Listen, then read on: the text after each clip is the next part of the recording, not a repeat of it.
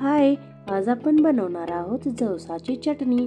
तर बघा, ही खूपच छान बनते आणि वेट लॉससाठी सुद्धा खूपच छान आहे। तर कढईमध्ये यांना घालून आपण बॅचेसमध्ये असं भाजून घ्यायचं आहे। तर बघा, मी तुम्हाला दाखवत आहे की इथं थोडं थोडंच भाजायचं आहे। तर बघा, या प्रकारे आवाज यायला लागला तर तुम्ही यांना काढून साईडला ठेवायचं आहे। अशा प्रकारे 2 ते 3 बॅचेसमध्ये मी यांना असं भाजून घेतलेलं आहे। तर बघा, व्हिडिओमध्ये दाखवत आहे या प्रकारे तुम्ही यांना भाजून घ्या।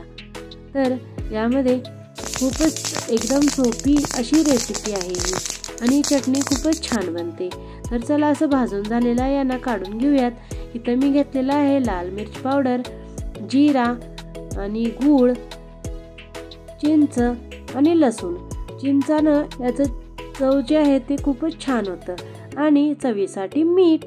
तर चला, हे मी सगळं असं घालून घेतलेलं आहे। आता हे जे मी भाजून घेतलेलं आहे त्यामध्ये थोडं कढीपत्ता टाकून घेऊयात आणि मिक्सरच्या जारमध्ये याला घालून घेऊयात। तर मिक्सरच्या जारमध्ये घालून मिक्सरमध्ये आपल्याला एक वेळेस चालवून घ्यायचं आहे।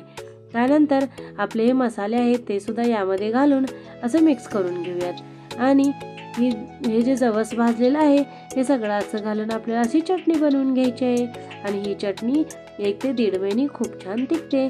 तर तुम्हीही ही चटणी बनवा आणि माझ्या चॅनलला लाईक, शेअर, सबस्क्राईब जरूर करा। Thanks for watching. धन्यवाद। Please subscribe.